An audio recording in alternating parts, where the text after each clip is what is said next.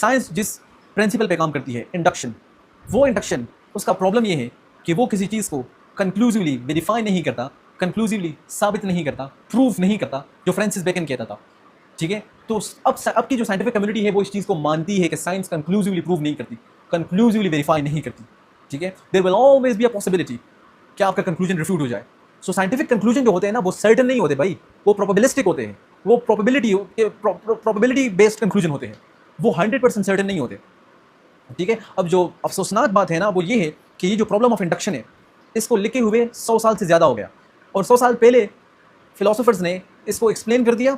इसको हज़ारों बुक्स की फॉर्म में छापा गया। बट हमारे जो बड़ी सगीर के थिंकर्स थे, कुछ बड़े बड़े थिंकर्स थे, और वो वाकई में बड़े थिंकर्स थे, उन्होंने इस चीज़ को समझा नहीं, तो उन्होंने क्या किया, उन्होंने बड़ी बड़ी सच्चाइयों के बारे में ये क्लेम कर दिया कि ये इंडक्टिविस्ट है। रिलीजन के साथ इसको जोड़ दिया कि रिलीजन तो इंडक्टिविस्ट है, और मुस्लिम थॉट को रिकंस्ट्रक्ट करने के नाम पे उन्होंने ये क्लेम्स कर लिए कि मुस्लिम थॉट जो है ना वो रिकंस्ट्रक्ट तब होगी जब वो इस चीज़ को समझे कि रिलीजन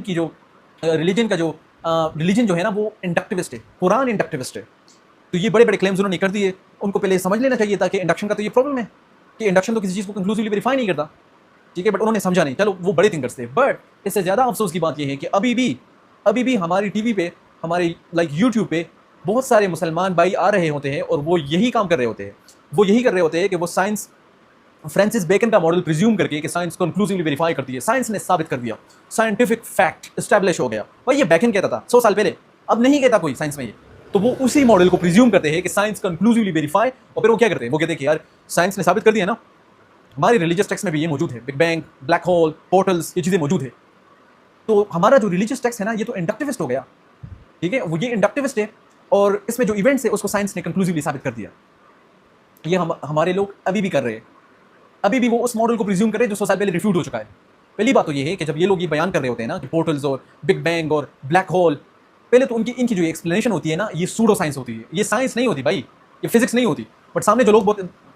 जो लोग बैठे होते हैं ना वो हार्डकोर साइंस के स्टूडेंट तो होते नहीं है, तो वो तो एक अच्छी स्टोरी के तौर पर ले रहे होते हैं, मगर ये साइंस नहीं होती भाई। आप किसी साइंटिफिक बंदे के सामने रखेंगे तो वो कहेगा ये सूडो साइंस है। पहले तो साइंस है नहीं, दूसरा अगर ये साइंस होती भी तो उसमें ये मसला है, मसले को आपको पता होना चाहिए। प्रॉब्लम ऑफ इंडक्शन का मसला क्या है, तो लेट्स से फॉर एग्जांपल कि आपने ये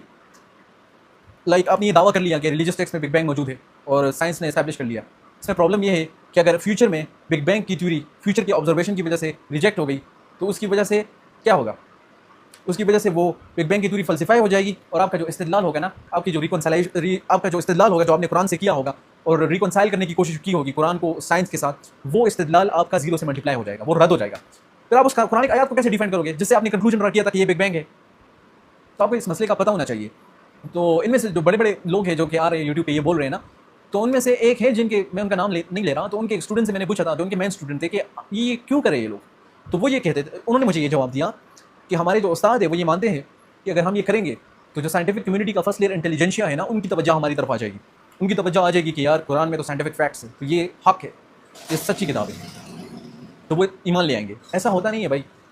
ऐसा क्यों नहीं होता, क्योंकि साइंटिफिक कम्युनिटी के सामने अगर आप ये रखेंगे तो वो तो पहले तो आपको कहेगी कि भाई ये जो आप कह रहे हैं ना ये सूडो साइंस है। आप पहले देख तो लिए कि मॉडर्न साइंस की जो फाउंडेशन क्या है, वो एम्पिरिकल बेसिस फाउंडेशन है। वो आपकी जो एक्सप्लेनेशन को सूडो साइंस कहेंगे, और इनफैक्ट लेट्स से कि आपने कन्विंस कर लिया, अगर आपने कन्विंस कर भी लिया, वो कन्विंस हो गया और बिग बैंग आपने साबित कर लिया कि बिग बैंग की थ्योरी या बिग बैंग को लोग कहते हैं कि फैक्ट है। फैक्ट का मतलब यही होता है जो मैं सारी एक्सप्लेनेशन दे रहा हूँ ना कि साइंटिफिक फैक्ट्स के बारे में है। ठीक है, तो बिग बैंग की जो थ्योरी है ना वो कुरान में मौजूद है, साइंस ने थ्योरी दी है और आपने उसको कन्विंस कर लिया, लेट्स से वो ईमान ले आए, और आगे जाके बिग बैंग की थ्योरी फल्सिफाई हो गई, तो उसका ईमान क्या होगा, 0 से मल्टीप्लाई नहीं होगा। क्योंकि ईमान किस बेस पे लाया था, वो बिग बैंग की थ्योरी पे, बिग बैंग की थ्योरी के बेस पे कि वो कुरान में मौजूद है, बट वो दलील तो रद्द हो गई। और बिग बैंग की थ्योरी को ऑलरेडी बहुत सारे फिजिसिस्ट ने चैलेंज किया हुआ है। ठीक है, और जिस वक्त ये रद्द होगी, बिग बैंग की थ्योरी अगर रद्द हो गई, तो जितने लोगों को आपने बिग बैंग की थ्योरी से कन्विंस किया होगा ना कि ये कुरान में है,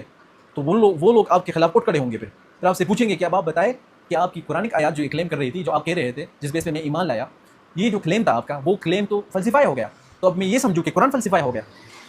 तो ये करने की ज़रूरत नहीं है भाई, कुरान एक ऑब्जेक्टिव रियलिटी है, उसके साथ एक ऐसे इल्म को रिकॉन्साइल करने की ज़रूरत नहीं है जो कि इल्म, जो सर्टेन इल्म नहीं है, जो टाइम के साथ चेंज होता रहता है, जो इंडक्टिव है इन इट्स नेचर, तो ये करने की ज़रूरत नहीं है। और रिलीजन जो है ना उसके पास अपना फ्रेमवर्क मौजूद है अपने आप को एस्टैब्लिश करने के लिए, तो उसी फ्रेमवर्क को यूज़ करे उसको एस्टैब्लिश करने के लिए, और उससे अच्छा फ्रेमवर्क नहीं है रिलीजन को एस्टैब्लिश करने के लिए, वही फ्रेमवर्क